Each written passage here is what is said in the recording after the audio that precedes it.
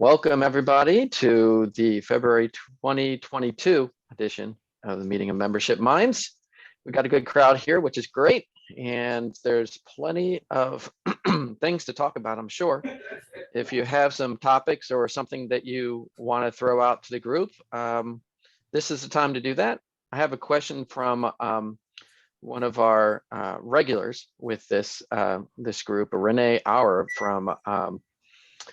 from Canada. She's with the Home Builders Association of Vancouver.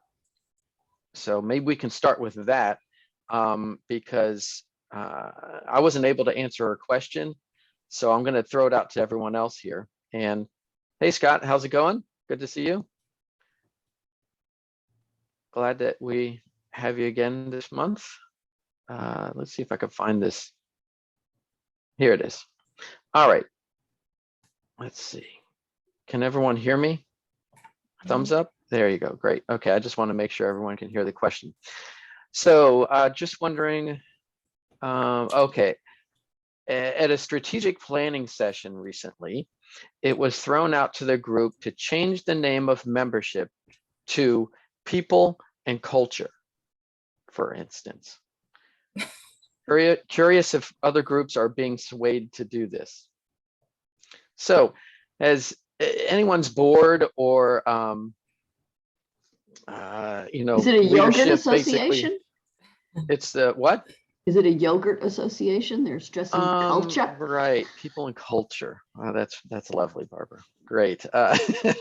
Did she give you any background to why she didn't provide this any was... other background. I've been trying to connect with her on the phone just to get a little better sense of what she was talking about, but we just haven't connected yet. So, and it was kind of strange to me too. I don't know if they're just, I'm not sure why you'd want to get away from calling your membership a membership. It seems pretty much self-descriptive. Reading into it, I wonder if the nuance that we're missing is that she's not talking about calling, well, obviously you're not going to call your members people, but having it more of an internal name, right? Like you're not a membership department anymore, you're a People and Culture department. You know, that makes a little bit more sense than why in the world would you ever call your membership People and Culture? That broadens it out to the entire world. So that's the way I read that question, but I could be off because we don't have Renee here to give us the nuance of what she's talking about. Right. But I guess I was just going to throw out the question, like, has anyone else been looked at trying to rebrand the category or the offering or the product? I guess it's a membership product. No. Okay. Well, as somebody that spent the last 13 months spending 8 hours a day combing job openings, I have seen a lot of DEI transcend the HR department and now into the organization. So similar to, leadership and governing boards, working with boards and committees. I've seen that, but when you said People and Culture, the first thing I thought of was HR, because that's exactly what they call that in a corporate environment. Yeah. And I was like, well, I wonder what the HR people would think about that. Right. Yeah, my thought would be kind of dovetailing with yours. Is there an initiative within the Vancouver Home Builders because there is within our association management company, to focus more on DEI currently internally, and then we're going to maybe expand it as an offering we can take to our clients. But if there's, I'm being implicit biases are all coming out here when I say this. So if I were to think of the home builders associations I've interacted with, they might not be considered particularly focused on people and culture. And maybe that's what they're trying to accomplish, but some sort of a DEI approach and just making it more open to the entire community that buys so homes, presumably they would be homes. I don't have enough information to comment other than no, we're not being asked to do that by our team or anyone that we have as clients. and I would guess that would mean they're rebranding pretty much all the categories then, if that's their goal. Yeah, I'm still trying to kind of wrap my mind around how I would join that association. Is it, please find your people group? Like, what is this? I don't really understand it. So Yeah. Well, maybe we'll try to get Renee on the next call, and maybe she can give us a little bit more insight and depth into that, because yeah, you're right. It's hard to tell what she's looking for. And in fact, I'm not sure I'm going to be able to include this on a recording that I put out there, because I'm talking about someone else's association. I guess I should have made it more generic, but so it's yeah, we can probably have her. She's usually on these calls, so a lot of Mhm. times it's she's unable to do that. But well, I see another question in the chat here. Barbara asked that, you know, you wanted to check or talk about recruiting with members at education associations. Well, I've been hearing from a few folks, one who's not exactly a client, but I counsel them a lot. And they've, other than having a drop off in members of late, they are just having great difficulty recruiting new members. And I wondered if others in the education sector were seeing this as, you know, byblow of the pandemic, because teachers got hit really hard. We know that. I personally feel that the one association has a lack of value proposition, which I have told them repeatedly, but they asked if I could take a pulse of other education associations. So And this is an individual membership organization? it's a mix. Oh yes, and to complicate things, yes, they did change to a peculiar new member model during pandemic. Okay. Is So this they do a have, post-secondary or, yes. okay, so collegiate? Well, there's certainly been a lot of transition Mhm. and enrollment is down across the board, and cost-cutting measures. It's one of the verticals that I worked in printing. And I mean, just in our magazine for that vertical, I mean, I was looking at like 40% address changes per issue. It was quarterly. People no longer in the departments or moving around. So not that that answers your question. It's just anecdotal. It's, you know, that's what I can ask for. Thank you. Yeah, Barbara. So you know, much of my career was spent in membership and educational organizations, and so, but I'm pretty far removed from it now. Yeah. But I would say, you know, in my experience, you know, educators, and maybe Scott, you can either confirm or refute this, but I would think when you're recruiting educators, you have to have a very good value proposition, like excellent pitch for membership, something that really will help take care of their needs, because they're going to be penny pinchers, and it's not, you know, they are not going to just up and throw money at something unless they're going to get something from it that actually will help them on a daily basis. I was at ASCD, and you know, we were very broad in scope, so it wasn't like there was a lot of practical information that they got with their membership. That was tough. We had a very tough time retaining members. They'd come in, grab some benefits and download some stuff and read the magazine, and then be like, I got what I needed, and then they'd leave. And so it was tough that way.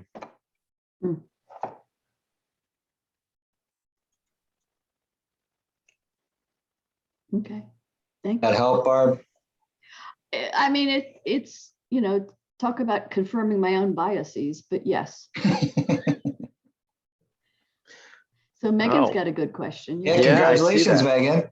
Yeah, that's great. Congratulations. thank you. She puts in the chat here, she's moving from a role in an individual membership organization to a trade association. So she's looking for advice and wisdom. So I'm not sure I would be the, I don't know how wise I am. But I have done that, Megan. I've gone from individual membership. In fact, kind of intentionally went from individual to trade, because I wanted that experience. And I think the biggest difference overall is that you're going from a marketing perspective and approach to a sales approach. And there's a big difference to me where you are in trade associations, you're selling most likely a much bigger dues rate. You're having to get them to pay a lot more out of an institution rather than an individual budget. And so there is a lot of selling, and there's usually a long sales cycle in getting members to come on as in recruiting new members. When it comes to retention, usually that's pretty much easier. The retention rate, I think the benchmark is 85% on trade associations from what MGI says. And I think that's higher than the individual. I'd have to look at it, make sure. But for the most part, you're going to have higher retention rate. And the organizations I've been in, it's been over 90% mostly. So once you get them in and they've made that decision and they've put it into their budget, it's something that is easier that will happen year after year. But it's really tough to get them on board that first time and once they get that and you get the right decision maker on that side, you have to have that relationship and get them to then nurture that the works. pants off of it. Yeah, exactly. You just got to keep them engaged and make sure that, but the hard part, another hard part to that is that you better start reaching deeper into that company or organization. Do not rely on one person. Right, guys, please. Especially if they're of retirement age. Right, Which exactly. they often are, yes. Oh my gosh, that is a tough thing. Well, So- and So- I was just gonna say, if the industry happens to have a lot of mergers and acquisitions going on, that gives you something to be very concerned about and nurturing. Yeah, your counts go down when that happens. Your revenue disappears because they Right. don't want to, we had one where I still remember overhearing this conversation where the two biggest members merged and the CEO was asking, the acquiring party, hey, can you make up, next couple of years of dues that we had forecast for that company? And he was like, no, we merged for efficiencies, get more efficient. Right. Yeah, that's not my problem. That's a you problem. Yeah. So, I've heard Megan, sometimes where they want to preserve their seats on the board. Yeah, and Yeah. I would say, what do you know about them, Megan? I mean, obviously you know a lot, but what are the challenges? Is there a high turnover? Is there bench strength? Because there's all these things that everyone's hitting on apply, but maybe not. So they've actually grown a lot in the last 2 years. They're in the healthcare space, which helps. And so they've expanded membership. This is actually a new role. They're splitting their markets. But I think one of the things that's in the back of my mind with taking this job is the last 2 years have been exceptional. Right. What now? When eventually we return to something relatively more normal, is the rapid growth they've seen going to sustain? And I suspect that is my task. Right.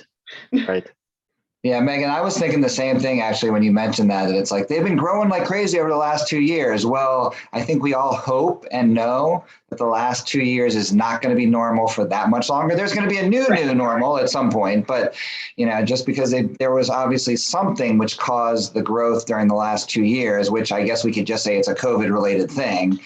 But that's not going to be the reality forever. So how do you maintain or sustain? And I think what everybody said to you about, getting deeper into organizations, proving value, all that kind of stuff is going to be critical because you may not be able to continue growing, but at least you've got to maintain the growth that you've had. Hold on to them. and I think that, Cheryl? I think that one of the main things is that in this kind of membership, relationship building is much more important than in your individual membership. And so keeping up those relationships, and as people said, with a number of people within the organization, but I found that to be the most valuable, and being able to possibly connect them with other markets that would be of interest to them to help getting their name spread out, and with people that they're looking to connect with would be very valuable to them. I think keeping what would be helpful, because it will happen for all the reasons everyone said, your decision maker is going to leave. Mergers and acquisitions, retirement, better jobs. So you need, not only do you need to have depth on your roster, on the bench with the company, you need to have that relationship that's going to tell you who is the next person, who's going to fight your battle for you, who's going to get the renewal. And the first thing they're going to ask is, they're not going to be familiar with all the benefits. Engagement tracking. And the sooner you start doing engagement tracking and being prepared to do a report card, even if it's just on request, and that means data mining yourself, looking at a record, because especially if it's a larger corporation, they're not going to know what somebody across the country and what value they delivered. And it can be, the CRM is going to make your life easier or horrendous. Well, and I kind of started running a parallel system. I didn't want to put some of my observations in the CRM simply because I didn't know who was going to see it and how they would interpret some of my offhand, perhaps unintentionally snarky remarks. Not unintentional, Barbara. You know me too well, yes. But I kept spiral binders where I would put some of my, there were some of these folks that I had hour-long conversations with, and we barely talked about what people would consider business, but I did great business with them. But that's not CRM material. You know what I did, Barbara? I had the same thing where I would put personal notes, like where their kid went to college that came up or where they vacation. Your Outlook, in your Outlook contacts, there's a notes field. I would use that.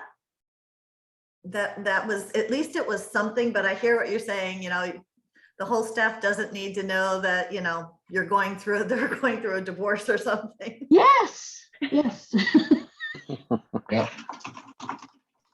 So, yeah, that's all great stuff, and Stan's got some good stuff in the chat as well. Yes, that would be well. really helpful.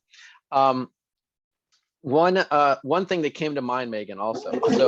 So you have this industry that's kind of spiking up in growth, and your membership is reflecting that, and so then it's about retention. So you want to retain them, and then work on strategies on continuing the growth on the recruitment side, right? So to me, one of the first things I'd probably do in this situation is see if you can get a multi-year offer out there, because it buys you time. Get at least a percentage of that membership to basically buy into the next 2 to 3 years right now. And while they might even have the money to do it and the budget to do it because things are good, if they end up having to cut back because things aren't as busy because of things going back to normal, but you still have them locked in. So it's definitely going to only be a percentage. You're not going to get everyone on it, but at least you have a percentage you can count on while you're trying to rework strategy going forward. Thank you all. This is really helpful. I love this group. You've always given me lots of things to think about, and I have a feeling I'm going to be coming with all kinds of new questions in the next few months. There you go. Yeah, it's a great group. I like it too, because it keeps my brain from going to Jello. So you're just doing the busy work every day here sometimes. Great questions, and yeah, good luck in that transition. I think it will be eye-opening. It was for me to see, wow, this is a different beast. And are they hiring for your replacement where you are now? Lots of questions there. I know. Presumably in some form. Okay. Right now, am in I, a role I know that a lot of people who are looking, so I didn't know if I should direct them. there will likely be something. Right now I'm in membership, but also all of our grant funded programming is also our benchmarking data system. It's going to get split up somehow. I don't know what level it's going to end up being, but yeah, They they'll can't go without you for too long though, you know? they'll figure it out. They'll be good. Well, this, and you know, the stuff in the chat about, you know, just building, gathering and building whatever information you have on engagement and on, you know, the participation and just getting that relationship. It is about building that relationship and making sure it's a strong one. And again, multiple relationships, hopefully. Other questions? This is great stuff. I like I said, it's good to, you know, discuss some of this. How are things going with you, Dana? Things are good.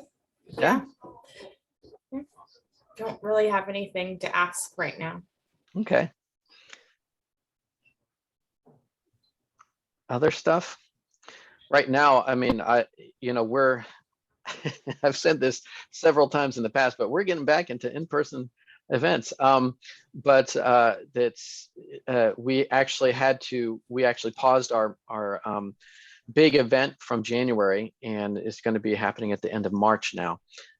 So we're really committed to that and hope that happens. But I'm actually going to be traveling to other shows and things like that end of this month, maybe next month. So so that's going to be get back on the, you know, on the face-to-face recruitment side of things and retention side. We're on a calendar year basis, so the renewals, I'm still trying to get some of those to come in. I'm really pushing to try to get like over 90% of them renewed before the end of the first quarter. We have this kind of, you know, not so defined grace period, I guess, when it comes to trade associations. I guess maybe I'm not the only one that does that, but you know, you have to kind of really work with them and their issues, because sometimes they're on a different fiscal year than we are, so we just have to wait for the money sometimes. There was something else I wanted to mention related to our previous conversation with the corporations. What was that? Sorry. Well, in the meantime, Yeah. one of the things that we're dealing with is we've been around since 1927, and we're basically almost like a federation, and we have our chapters that get the members, and our smaller chapters are literally aging out. And so we're looking at how do we get really struggling, number one, to get younger people in. And the other thing is that during this pandemic, a lot of our chapters did not even charge dues. They just felt like they weren't offering services, especially internationally, because we are an international. I'm with the maritime industry. And so struggling to figure out how they maintain their membership with us. You know, I've been telling them, well, you at least have to pay for your board members, because certainly you must have been meeting during this period of time.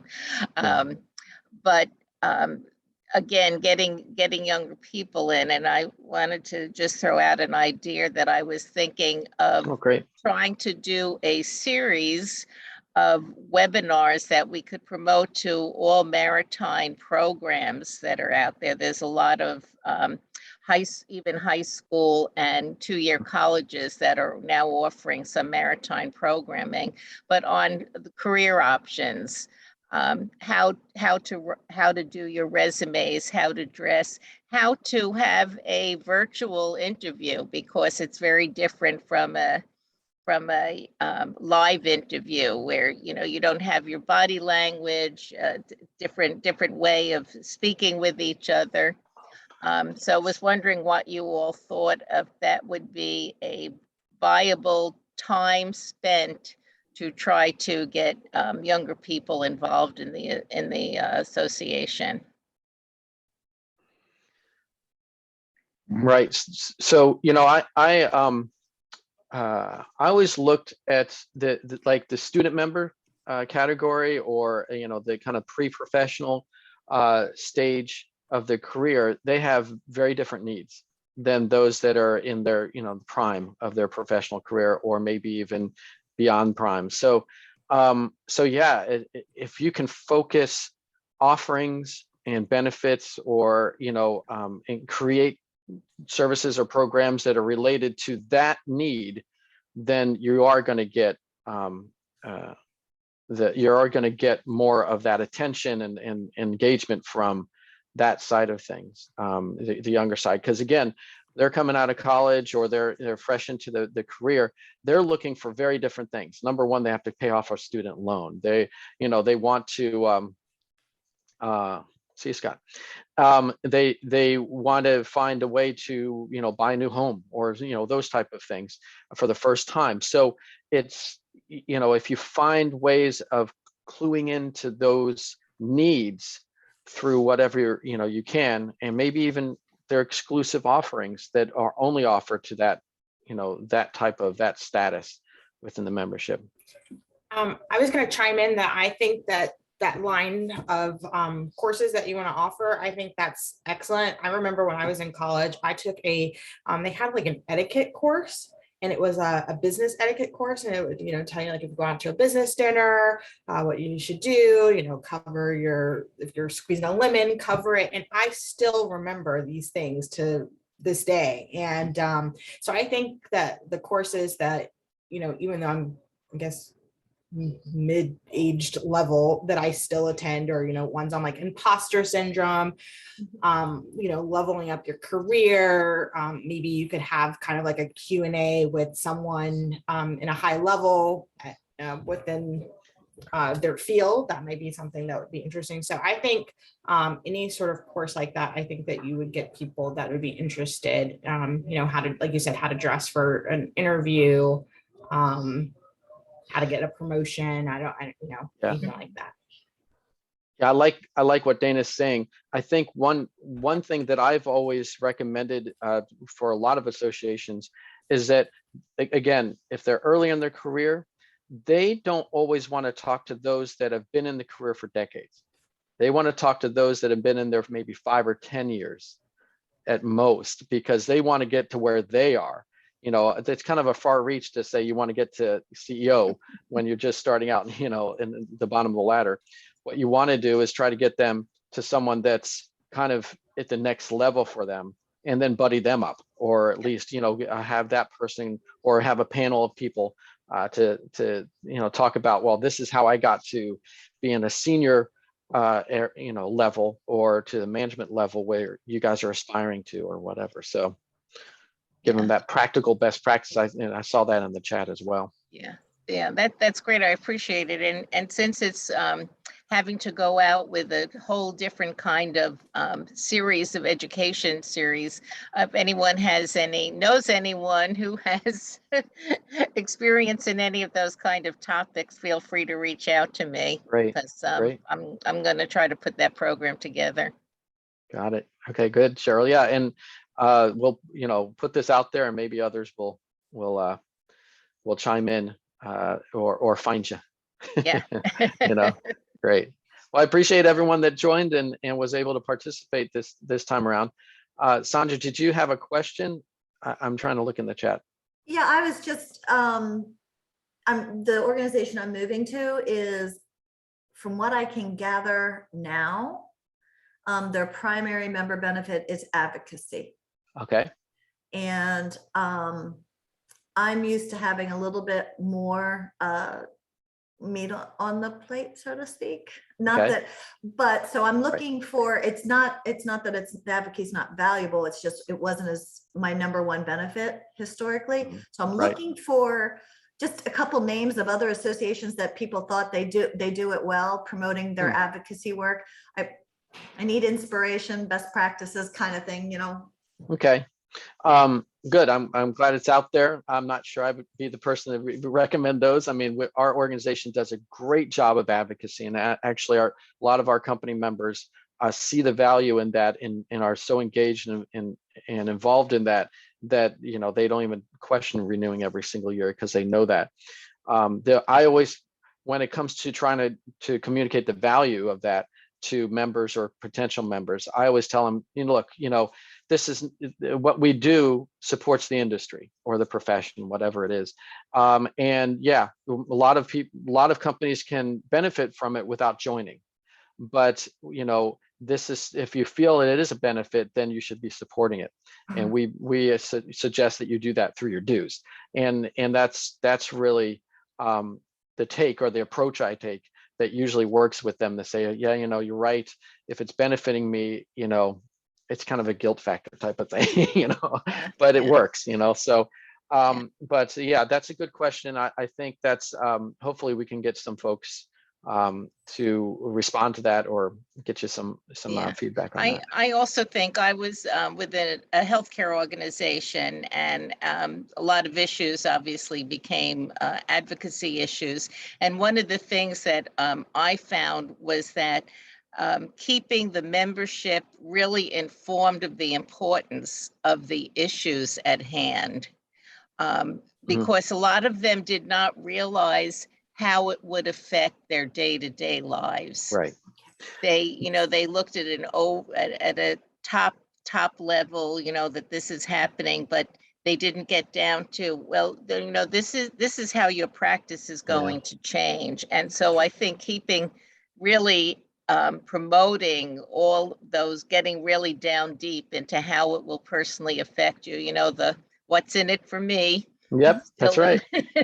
Cheryl's got it right. It's for sure. And what's in it for me? That means that you have to translate what the advocacy is into what's, how it's impacting their daily operations. And that's not easy to do a lot of times. We've had it easy in the food industry. They just, we were very involved in getting this ETS that you heard about, where they were going to mandate masks for anyone that has a business with over 100 employees. Right. And our members were just, really going to be hit hard with that if that was something that was, testing and all this other stuff that they were going to have to get into doing for each and every employee.